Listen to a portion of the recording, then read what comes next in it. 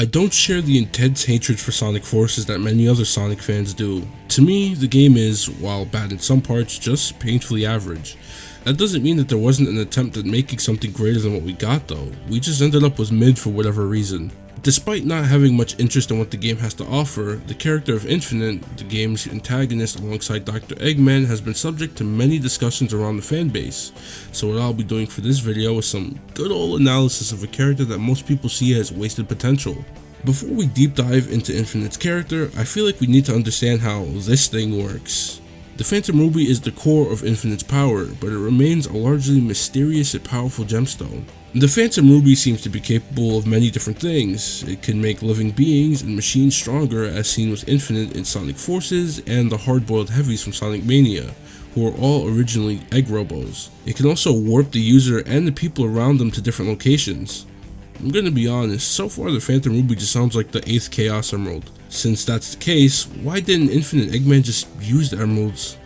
We know that they can do a multitude of things like enable time travel, warping, stopping time, empowering machinery, and living beings. The new Sonic Superstars game demonstrates their power even further, as each emerald allows Sonic and the gang to do all sorts of things. I feel like the existence of other mystical gemstones kind of diminishes the purpose of the Chaos Emeralds, but I try to think of it in a different way. Maybe the emeralds, including the Master Emerald, genuinely aren't from Earth, meaning that Earth and whichever other planets exist in Sonic's universe potentially all have their own assortment of mystical stones. That's just something I came up with while thinking about the emerald's existence among other gemstones like the Phantom Ruby and the Warp Topaz. Feel free to let me know what you think about that in the comments. The Phantom Ruby, much like the Chaos Emeralds, is also capable of creating dimension portals. We see this at the end of Sonic Mania, where classic Sonic ends up traveling back into the future through one. Calling them dimension portals, even though they're traveling through time, resulted in this weird misunderstanding that Sonic Team was trying some multiverse shit, but that wasn't the case. Time is a dimension of reality, and I genuinely don't believe that Sonic Team was trying to pull off a multiple classic Sonic storyline thread as they made it seem like they were in this game.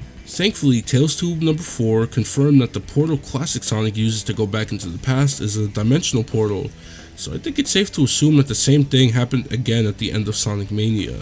Now it's time for Sonic Forces, more accurately, what the Phantom Ruby does in Sonic Forces. The Sonic Forces prequel comic shows that the Phantom Ruby can cause people to hallucinate, which fits in with the weird illusions and imagery we see throughout the actual game. Infinite uses the Ruby to create virtual realities to mess with his enemies. Seeing Zavok, Shadow, and Chaos Zero practically startles Sonic, but they obviously weren't there fighting against him.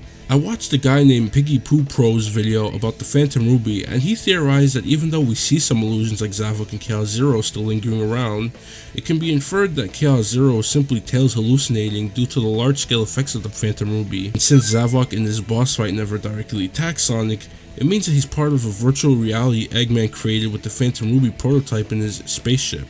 Interestingly, the illusions of Chaos Zero and Shadow both try to attack some of the characters throughout the game, but we never see what these attacks would do to the person being hit. If it's really just hallucinations, would they hurt? Maybe the Phantom Ruby tricks the brain into thinking that what isn't there actually is.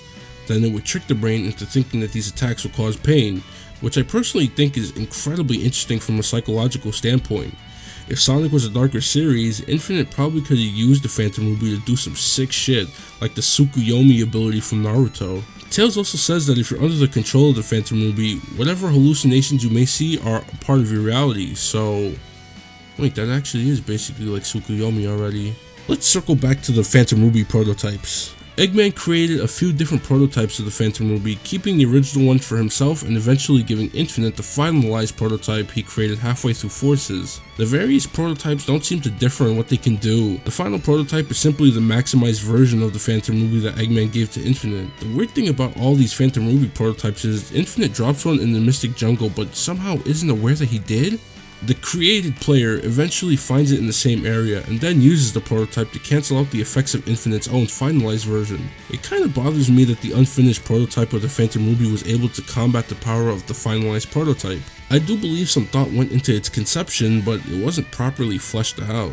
Oh, also, the Phantom Ruby prototypes have their own power sources for whatever reason. That was never properly explained unless I missed something from the in-game dialogue outside of the cutscenes. Infinite does so much insane shit with this stone that I personally feel like introducing the concept of it needing a power source, especially when the original one didn't need it, It's just the poor execution in lining up the stories properly. It reminds me of when former writer Shiro Maekawa expressed wanting to create a connection between Sonic 06 and Sonic Rush, but all that came of it was Blaze simply being there and being in one scene with Sonic where the two didn't even interact. If there's a connecting aspect in both stories and either nothing comes of it or one story goes an entirely different direction with it, you may as well not even bother. The Phantom Ruby as a concept is interesting, but some of the things surrounding it lack proper explanation. If certain things were either fleshed out or left out, it wouldn't be so confusing to talk about. Speaking of things not being fleshed out, let's talk about the Jackal himself, Infinite. Infinite's origin story is largely unknown. He was the leader of the Jackal Squad, a group of robbers who were originally trying to steal from Eggman. After being exposed to the Ruby's power, Infinite easily joins Eggman, bringing his squad along with him. Keep this in mind for later. Sometime before the events of Sonic Forces, episode Shadow completely destroys and I'm assuming killed the rest of the Jackal Squad? Eggman and Infinite begin to run tests with the Phantom Ruby and the multiple copies Eggman makes. Giving one to Infinite, the Jackal begins to torment Shadow with it as payback for destroying his squad. Shadow beats him with ease, and here is where we see the first interesting thing about Infinite. He screams, "I'm not weak," over and over and over and over again. Me. He's calling me weak. No, I am not weak. I'm not weak. I am not weak.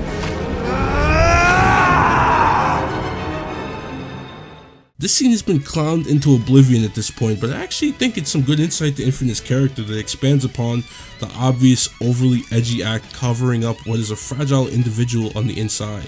Infinite is weak. He easily joined Dr. Eggman after a brief, vague hallucination when he easily could have just stolen the Phantom Ruby and used its powers for himself. He also couldn't stop Shadow from putting his squad 6 feet in the dirt and then owning him in Mystic Jungle. Infinite's meltdown here is meant to suggest the opposite of what he's trying to convince himself of. He is weak. He's only amassed this power because Eggman handed it to him.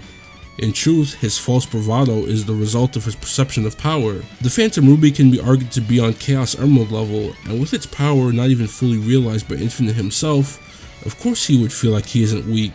The thing is, up until Shadow embarrassing him, this power wasn't challenged, so Infinite's perception of the Phantom Ruby's power was shattered for a second, which causes this manic episode. The thing I don't get about this breakdown is how Infinite was before obtaining the power of the Phantom Ruby. He was the leader of a rogue gang and seemed to be a confident individual. The Phantom Ruby showed him visions that made joining Eggman an easy decision. I wonder if the Phantom Ruby really has the ability to drive people insane due to prolonged exposure to its power. This is hinted at in the chorus of Infinite's theme song.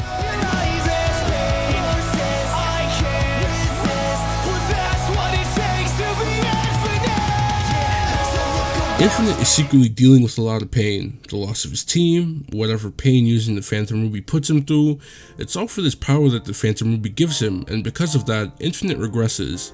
And I think this could have been a cool storyline showing the side effects of using the Phantom Ruby as much as someone like Infinite did. Maybe something like how it split his identity into two separate beings as a result of Infinite battling to distinguish real life from the hallucinations the Phantom Ruby shows him. We don't get any of that shit though. What we get instead is an incredibly shallow villain, a character that leaves just as quickly as he came. He's interesting for 2 seconds and some fans click on to those 2 seconds for dear life, which brings me back to the central idea of this video, the wasted potential of Infinite. It's obvious to see that Infinite is, as I said before, a bare bones character.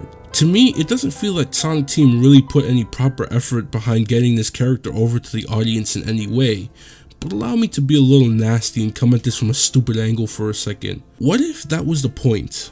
What if the little spots of what could have been a fleshed out, interesting character were just meant to be those little spots that we got? Maybe Infinite as we saw him was someone so caught up in the madness of the Phantom Ruby that it didn't allow us to ever get anything more than just a glance at what could have been. Infinite is simply a precautionary tale of the dangers of letting the illusion of absolute power corrupt absolutely. He's meant to be bare bones. He's meant to be the generic villain of the week because Infinite himself lacks substance.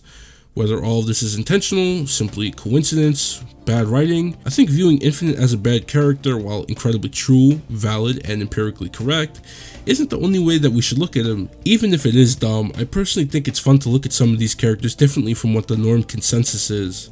Well, hope you guys enjoyed my 9th grade level analysis of Infinite the fucking Jackal. What do you guys think of Infinite and the Phantom Ruby? As always, I welcome you to leave comments below. Shout out to you for watching, and shout out to Sonic Arena. I came across this YouTube channel at complete random a few months back. It's basically a Sonic the Fighters competitive stream channel, where a bunch of people in the Sonic Fighters community gather to prove who's the best. The name of the people behind this channel is escaping me at the moment, and I apologize, but they've cultivated an incredible comp scene around this game, and I recommend it heavily. It's a lot of fun to watch. With all that being said, stick around my channel if you like Sonic discussions, theories, game reviews, etc. With that, I'm out. See ya.